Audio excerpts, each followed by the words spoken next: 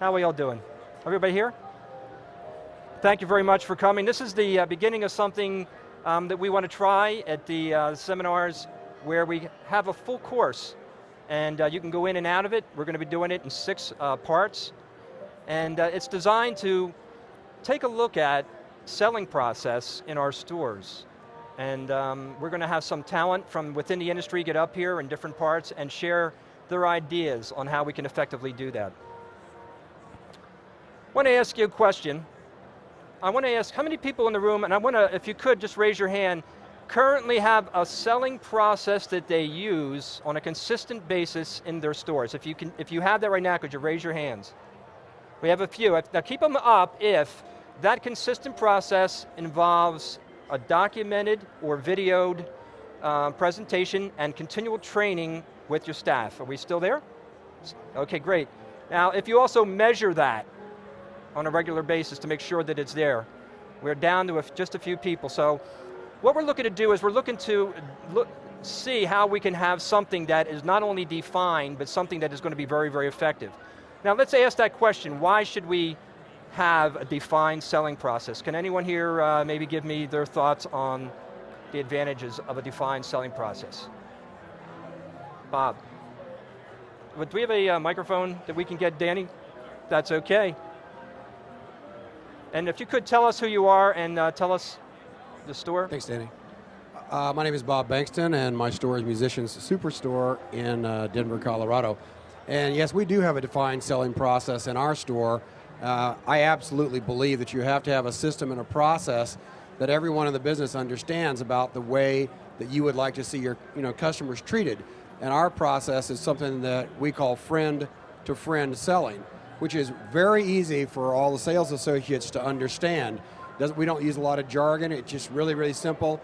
A simple initial concept is when someone comes over to your house and you greet that person, how do you greet that friend that comes to your house and knocks on the door? You likely don't say things like, "Can I help you?"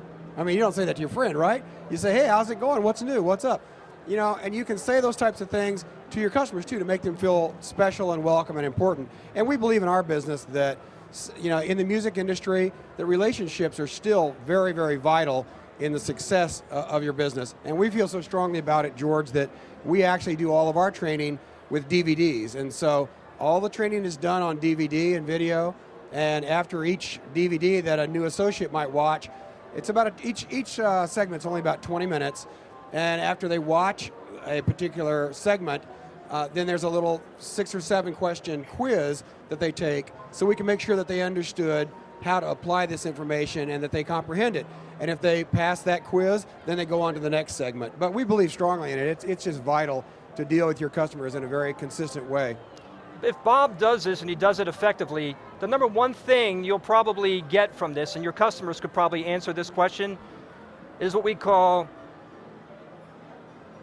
I apologize, I want to just make sure I review with you this is what it's all about. Have you made any mistakes lately? I'll tell you, I learned so much from all the mistakes I make. I just want to first review, what are we going to learn today?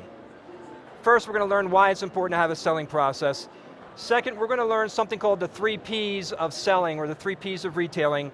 Next, we're going to talk about the physical needs of our customers versus the emotional needs. And lastly, we're going to actually look at the art of participative selling. And so we started by asking Bob, in his case, why he has it.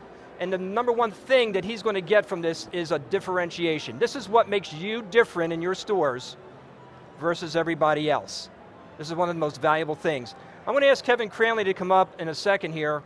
When we discuss ideas that are new or maybe we haven't done before, it's hard to change our behaviors and habits. And we're going to do just a real fast exercise with you to show you how difficult it might be on something simple to stress how difficult it is when you're trying to do something more complex. So, Kevin, I want you to just, if you could, explain that process. Right.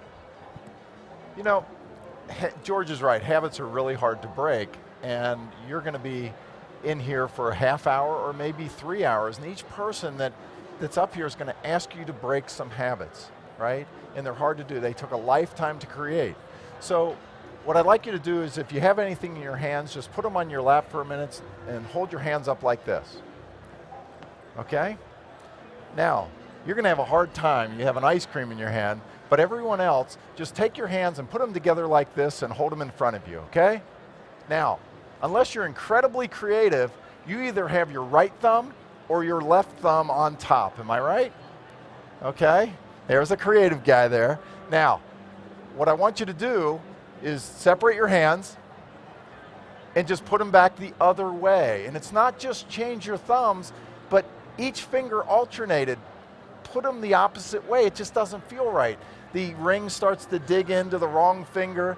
Things are just different, and that's the way this is going to feel. You know, whether it's in the greeting or it's in the demoing of the product, we're going to ask you to change little things about the way that you're doing it now. It's going to be uncomfortable, but it's going to be well worth it. So, George? Thank you, Kevin. So let's talk about why I have a defined sales training program. Differentiation, we said that is a primary consideration.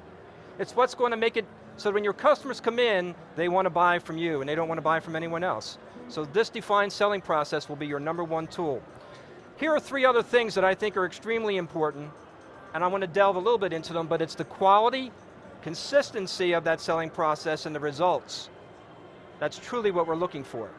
So we want it to be excellent. We want it to be at 100%. I want to talk about the retail game. And actually, how many people were here for the industry talk? It was a breakfast meeting where Gene Simmons was up there.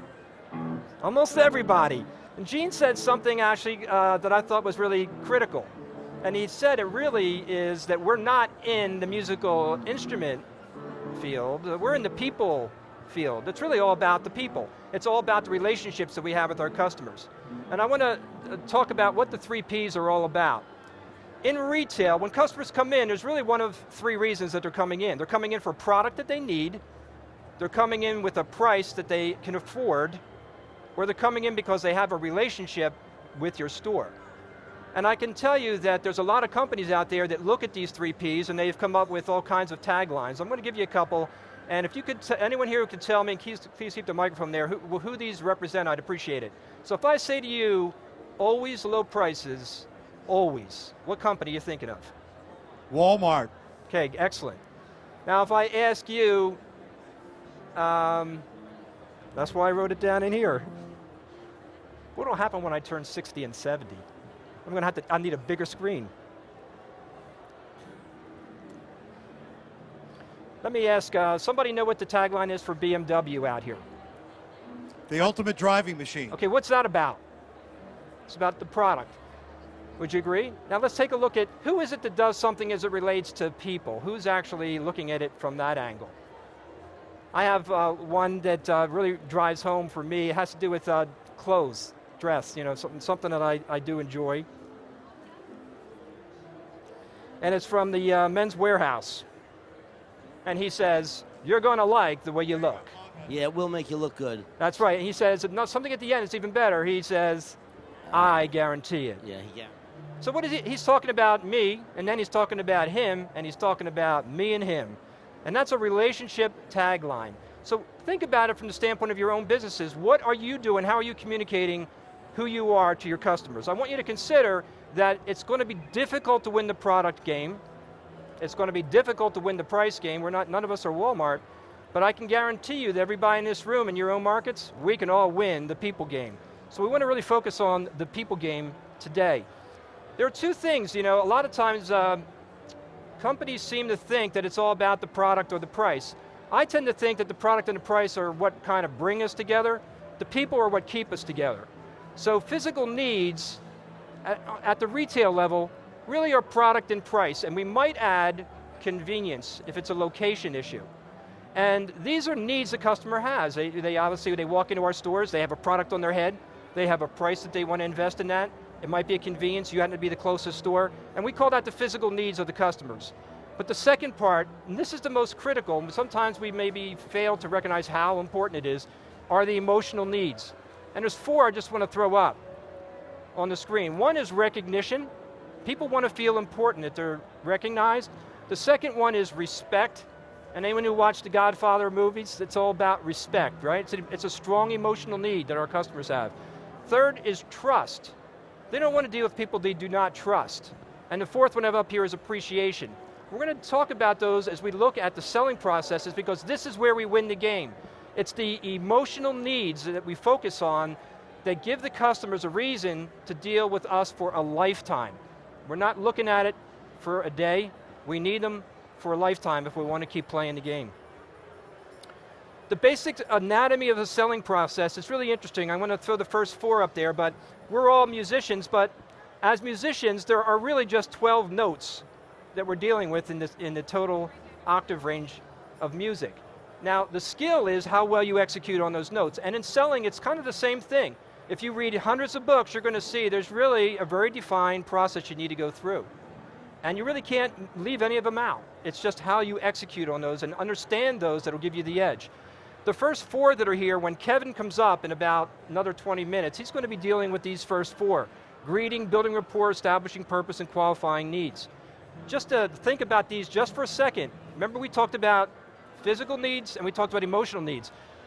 If I am focusing on how I greet you when you come in, maybe like Bob is a best friend, that's an emotional need, a recognition. If I am building rapport, in other words, I get to know who you are and what you're all about, that's trust, that's an emotional need. I like to say that whether you're writing a song or giving a speech, unfortunately when you're giving a speech it's very, very true. It's the first thing you say, it's the last thing you say. Everything else in the center, it's kind of filler. So it's the same thing in a selling process. If we concentrate on the front end of the process, it really makes the whole thing go smooth. If when we're finished we really lock it up properly, we really have made a major impression on our customer. So these first 4 sections, the 2 in the beginning, emotional needs. If we look at establishing purpose and qualifying, it's really, some people would say product oriented, but if I'm listening and asking you questions, it's the combination of physical and emotional needs. So these are the first 4. I really can't miss out on any of these and do a selling process. We're not talking about clerking here, we're talking about the actual lost art of selling. So these are defined. The next 3, Greg Billings is going to be going over, and it has to do with how you actually suggest or present product, ask for the sale, and handle objections. He's probably one of the brightest guys in the industry as it relates to the selling process, and part of it is if you were here for the last session, in the piano business, the amount of customers coming in is not necessarily high volume, but the people that do come in, you need to really lock in on and make them long-term customers and get referrals. So he's an expert in those areas, and he's going to touch on those in the latter part of the day. I want to talk to you about participative selling. Bob had mentioned he has something called best friend or friend-to-friend selling. There is solution selling, you've probably heard about that, relationship selling, there's all kinds of terms. The selling process I'm going over isn't necessarily original. The title is something that we adopted, but it explains a lot about how we've been able to take our selling process and create a culture within the company. It's driven primarily by the power of questions. When I say participative to you and I'm selling with you, it has to do with me asking you things and you going through a thought process, and through the thought process, you decide to buy from me. Hello, Ed. Relationship. So we call that a power of questions is participative. You're thinking with me, you tend to be buying based on that. The other thing is, we're focusing on the emotional needs of our customers in a participative selling style. We're thinking about the recognition, listening to them. We're thinking about showing them appreciation for being there. And lastly, it's never about, in participative selling, just that sale.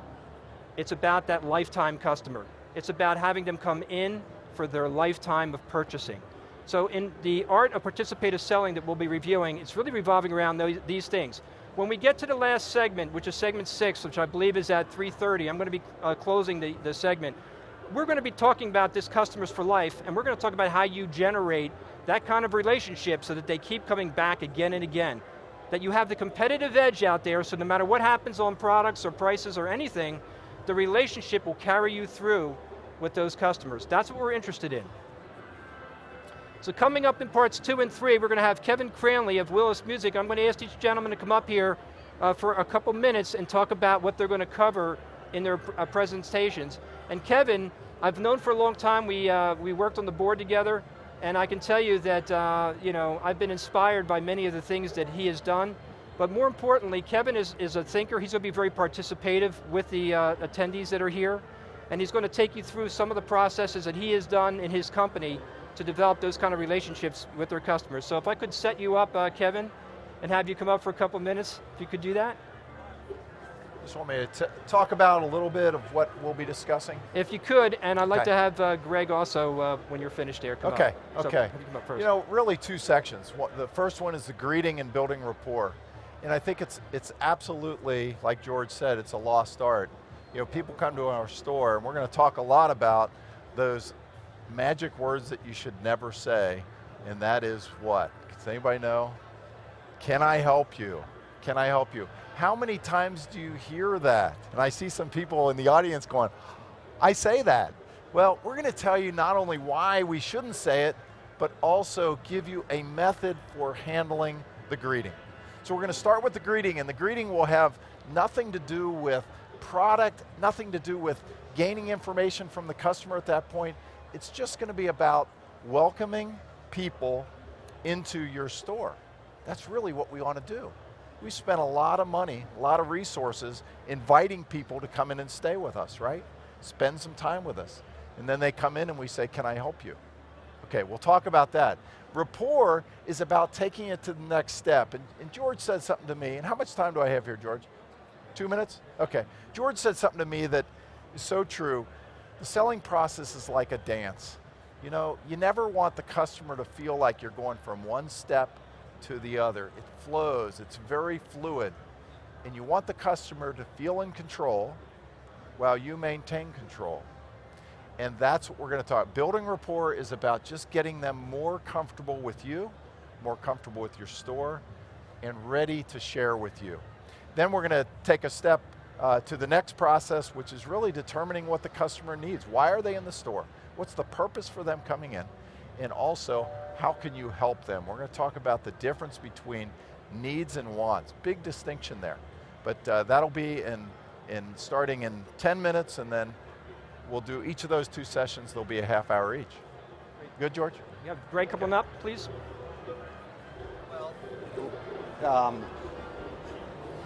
What Kevin has addressed, building rapport, building a relationship, becoming two human beings that are communicating with each other rather than one person selling and one person buying, the whole adversarial thing. After that has happened, the next step is to define yourself as the expert. So I'm going to be talking about presentation, and I'm going to break presentation down into tiny, small, manageable steps and lay it out for you step by step. There are two objectives in presenting a product. One is to educate the customer and give them the information that they need to make an intelligent decision. But it's the second most important thing of the two. The most important thing that happens in a presentation is establishing yourself as an expert. Now think about it. If you have established rapport and developed empathy with people, and they are beginning to trust you and they like you, and then they think that you're an expert and you know what you're talking about, how likely are they to accept your recommendation? The reason that your doctor's office has diplomas in every single examining room is so that you believe that he's an expert and that he knows what he's doing. And the key to succeeding in a transaction is establishing rapport and establishing expertise. And your presentation is where you establish expertise. So I'm going to show you how to do that, and then we're going to proceed. The third part of presentation is helping the customer make a choice. And I'm going to show you how to present customers with irresistible choices. And I want to suggest to you that for the most part, we present our customers with really hard choices. And a really hard choice is, should I buy it or not? A really hard choice is, should I spend my money with this guy? Or should I do what my grandmother said and take it home and put it in a sock under my bed for a rainy day?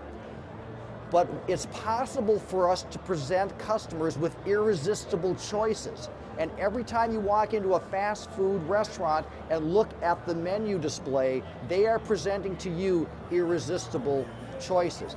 Daniel O'Reilly wrote an incredibly wonderful book called Predictably Irrational, and which helped clarify my thoughts on this, and I'm going to talk a bit about that. So, and then we were going to proceed to handling objections and closing, because you can be the nicest guy in the world and the greatest presenter in the world, but if you can't close the sale, you're going out of business. And I believe that closing needs to be a mere formality.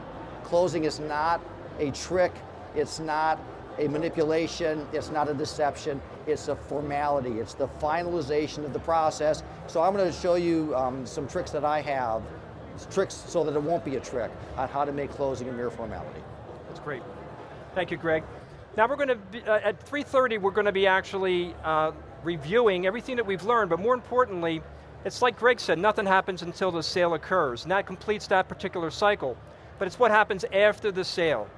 It's the sale after the sale that we're also going to be covering in that last half hour. We're going to show you very specific ways of developing a sense of community with your customers. We're going to look for ways of making sure that you have a defined approach to your selling process, a way of measuring it so that you can make sure it's working the way you want to, and then building a lifetime customer. Because I think with what we all have to deal with in the near future, if we cannot figure out the lifetime customer, we are really putting ourselves in a very dangerous position. But when you figure out how to create a lifetime customer, you really insulate anything that might be going on outside. As I like to say, there's nothing like a crisis to help create a little bit of focus. And who knows what's going on out there? There's a financial crisis, we know that. But this is the best industry probably on the face of the planet that we could be in as it relates to any kind of economic situation. Where we win or lose the game has nothing to do with the outside issues that are going on as much as it has to do with what's going on in the four walls of our stores when the customers walk in. And when they walk into your stores, they leave feeling not only like they were satisfied on their products, but they have a friend, someone they can rely on, trust, and build a relationship with. You are invincible. You can do almost anything you want, because people think that loyalty is dead, and I challenge that. It's just scarce. And in that scarcity of loyalty creates value, and the value is our ability to lock our customers into that relationship is something that we can truly rely on no matter what happens outside our four walls.